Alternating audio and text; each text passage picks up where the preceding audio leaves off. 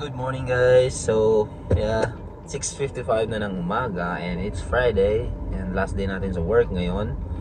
Although nag-text sa akin yung boss ko na mag-work, kung available ba ako mag-work from 8 to 10 from 10 to 8 p.m. from 10 a.m. to 8 p.m. tomorrow, Saturday. Ang sabi ko lang naman, I'm only available in the morning. So, sabi lang naman niya, all good. So, wala tayong pasok. Hindi naman niya sinabi na pasok ka lang sa morning. It's okay. Kasi alam ko naman kasi may papasok din at that time eh. So, it's good. Also, pag kinausap niya tayo ngayon, kasi Friday, siya binibigay niya yung sahod namin. Minsan sinasabi din niya kung mag-work tayo Sunday. But, titingnan niya muna yung yung pallets, kung marami ba talaga yung pallet. But anyway, kung wala tayong pasok this whole weekend, may time tayong gumala, and that's a good thing. But priority namin ngayon is maglipat, maghakot ng gamit, at marami pa kaming hakutin. So keep tuning in lang guys, at maraming salamat sa suporta. Papunta na ako ng trabaho, at yeah, update na lang mamaya kung ano mangyayari. At last day natin ngayon guys, maaga tayong uuwi ngayon. Hopefully, maabutan pa natin sila Aaron, kasi ako yung magbibigay ng sahod sa kanila eh. Kasi siguro hindi na maabutan ng boss ko. So anyway, punta na tayo sa work guys, at kita-kits. Break time guys. Ito tayo sa bahay at kakain tayo. Nagluto ko ng boiled egg, tsaka nagpa-air fry din ako ng pork. Grabe, puro na lang tayo karne.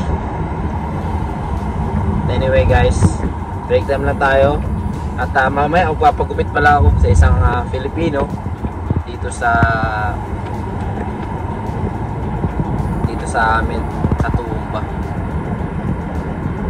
So yeah, it's mamaya guys. So paalis na tayo. At nilabas ko lang yung red bean namin. Yan. Kasi every Friday kinukuha yung red bean namin dito. Ayan. So ayan. Ayan, kita mo yung mga kapitbahay. Nilalabas na rin nila yung kasama pa rin patay. Kasama pati pala yellow, So, yeah, every Friday guys dito sa amin, sa Cranley, kasi iba-iba yan guys, scheduling yan. So, Friday naka-schedule yung sa amin na kukunin yung mga basurahan. So, yeah, nilabas ko na lang yan. Hindi pa ako sa North Point guys. Second break lang, 15 to 20 minutes lang. Kasi mamaya pa akong alas 3 eh. So, bibili lang ako ng siomai siguro dito sa Mini Dos. Yan. Hey, can I get one division please? Yep.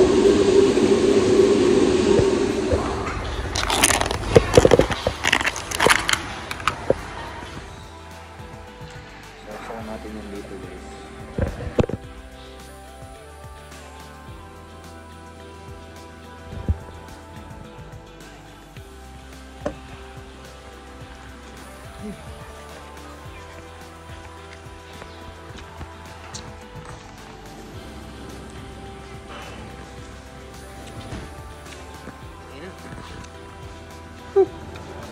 Maluluha guys, kauwi na ako. At yan, kalat dito guys. So bumili ako ng rice kanina guys, tapos nilagay na dito ni Katas yung dito mabuksan. Ay, yan, yung mga frozen namin nilagay na namin sa thermal bag. Bali 3 kasi either mamayang gabi dadali na namin to kay Papa yung ref, and pupunta pa kami ng Banes, bibili lang kami ng gulong nung dolly trolley. Dolly trolley yung tawag sa kanila dito, love. Yeah, so as dinisassemble na rin to. Oh, wala na yung drawer namin. Ayan, magagamit para namin to. Magagamit pa namin yan. So yun. Anyway guys, at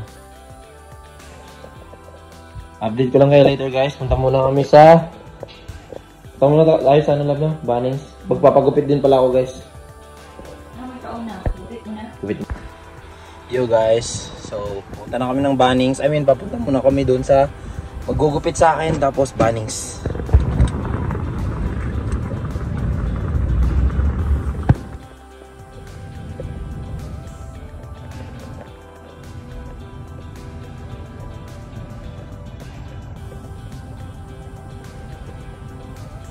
Yo guys, so lakas ng araw.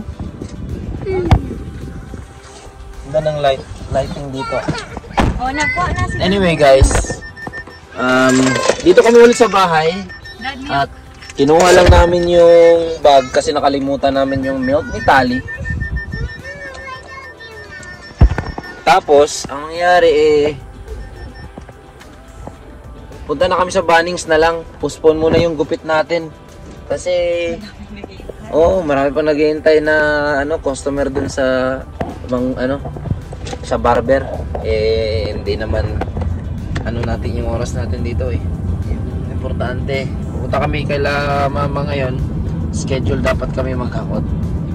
Pero pupunta muna kami sa Bunnings. Bibilin ko lang yung gulong ng Dolly ang tawag lang, no? Dolly trolley para sa gulong ni Papa. Basag na yung sa kanya Ginamit namin sa pagkakot na sakit na lang. Tapos na the last time we used that.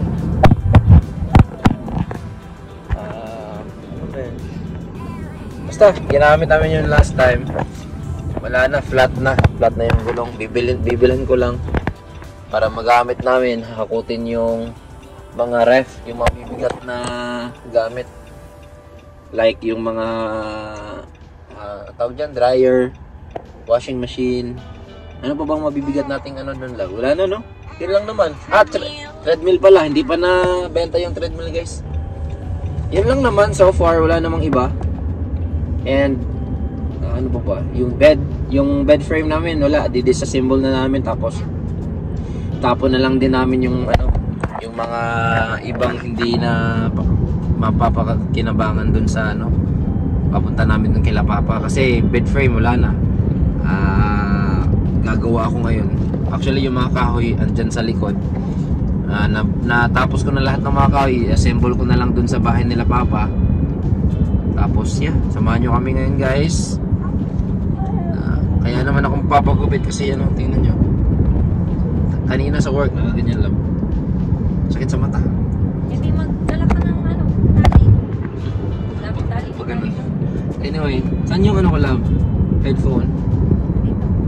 Kaya pala. Hanap ako na, wala na ako na nagamit.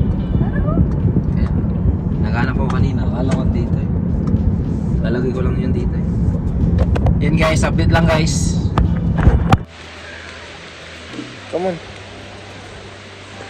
Dito na kami sa Bunnings guys.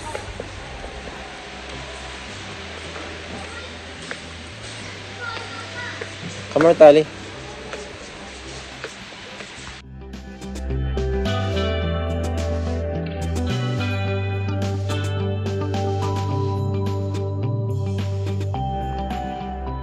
Dito na ako sa Oki guys. Naglagay kami ng bagong control arm. Laki na ng lamok. Assemble muna ako ng aking cabinet.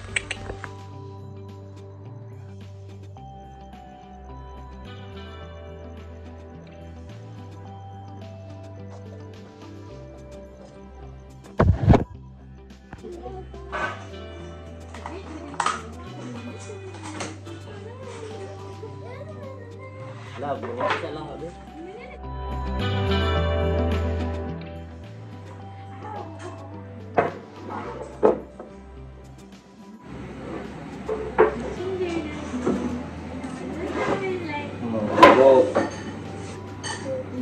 Mabiyang di sandigan. Oh, ako dihan na. Hands up. Tuko ba eh? Mutuko mo guna siya? Wow, balong anay tuko sa balay. Kalinan? Wala. Wala sila ka po, mother. Sana mga kung ba, nagkakadagan kayo. Swerte ba daw na? Brangal, carry. Brangal, carry. Ikaw lang yan ako yung tari. Pag-ubag. Ayan, di ko ano. Hindi pa ano.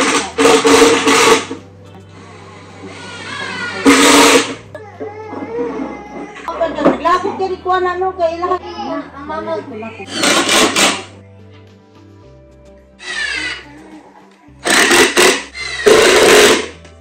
Repeating nyo. Ah, baka yung drill na imo. Finger. Sarap pwede ito. Hawad po siya. Hawad po siya yung finger. Shhh. Sira kayo, tanaw.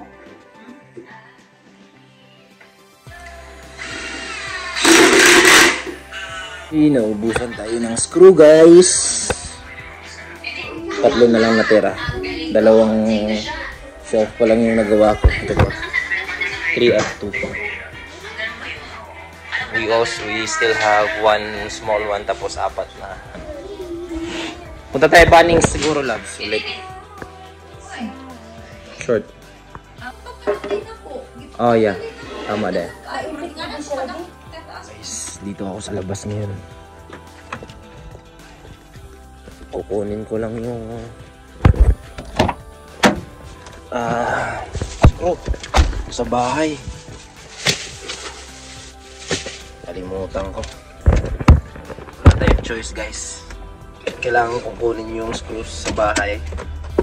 It's 15 to 20 minutes away drive. And kailangan kong kunin talaga yun kasi kung hindi ko kukunin yun, eh, hindi ko matatapos yung bed frame. And kailangan na namin malatag yung mattress para ma-maximize na namin yung space. Ay, nakapagod umuwi kasi andito na kami. But it's okay. Kita-kits tayo sa bahay, guys. Kukunin ko lang yung screw. Bahay na, guys.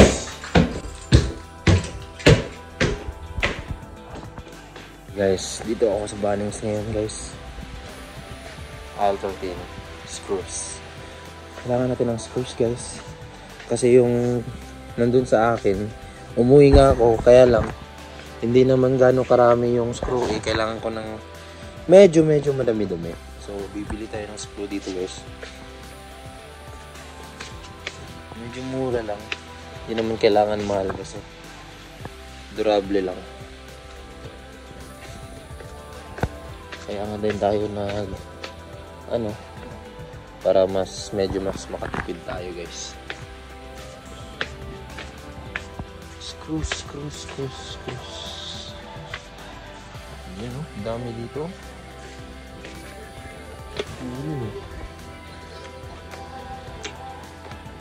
Ano pa dito ng sakto? Ang bilhin natin, guys, oh, $27, 18 by 40 mm. 500 pieces. So, pwede na to, guys.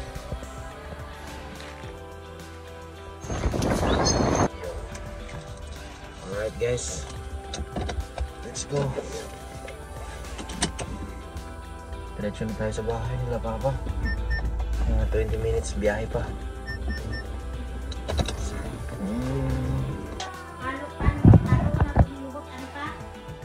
Palo na tali, may palo. Ano ko na lang nato na siya?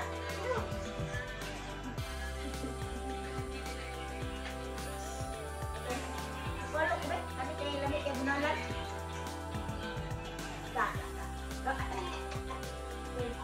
Oo. Nasusunod o na sa video kaya?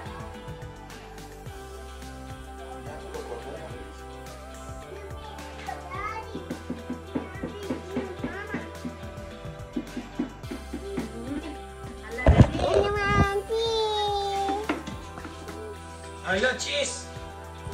Nag-video si Daddy ba? Cheers pa sa Thank you. Thank you. Thank you. Say subscribe! Subscribe.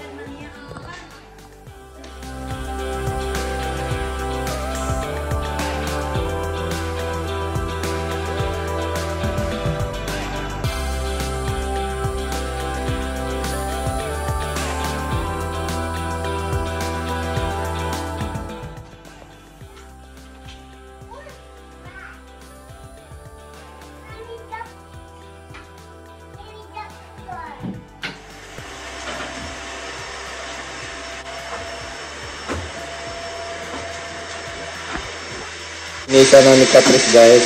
Kasi nalisasimbolan namin yung lumang bed frame. Ayun. Yun yung luma. Popo! Popo, ikaw? Popo, dito.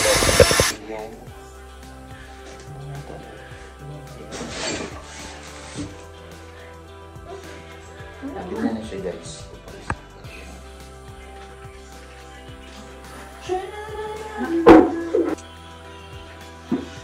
Ganyan na siya guys.